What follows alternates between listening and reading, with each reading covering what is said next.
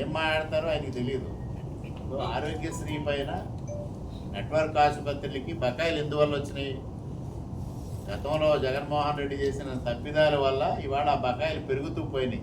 ఒక ఆరోగ్యశ్రీ నెట్వర్క్ ఆసుపత్రులు కాదు, రైతులకు బకాయిలు పెరిగినాయి. సీఎంఆర్ల గురించి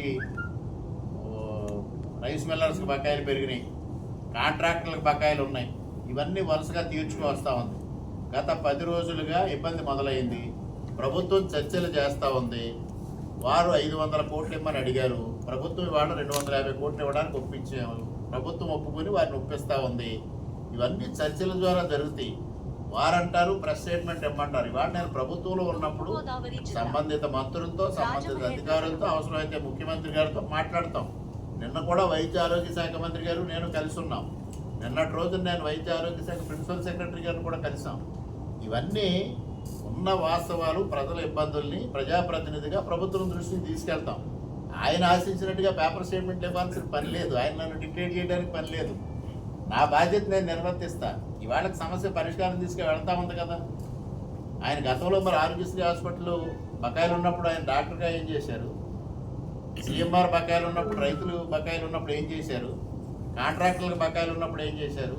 ఈ బకాయిలన్నీ ఆ రోజు ఆయన ఏం మాట్లాడారు? ప్రభుత్వంలో ఉన్న 5 సంవత్సరాలు దానికి ఆయన సమాధానం చెప్పాల్సిన అవసరం ఉంది. ఇవాళ ఆరోగ్యశ్రీ చేసుకునే వాళ్ళకి మీరు ఇవ్వండి కొంత డబ్బు అని ఆయన సలహా ఇచ్చారు ఆ వీడియోలో. సంబంధం లేని విషయం. ఈ సందర్భంగా నేను ఒకటి అడుగుతా ఉన్నాయన్ని.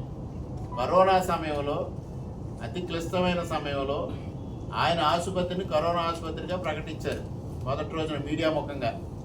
మరుసటి రోజున మరి ఇంటికి వెళ్ళిన తర్వాత ఒత్తిడి ఏమొచ్చిందో తెలియదు కానీ ఆ ప్రస్తావన వదిలిపెట్టేశారు.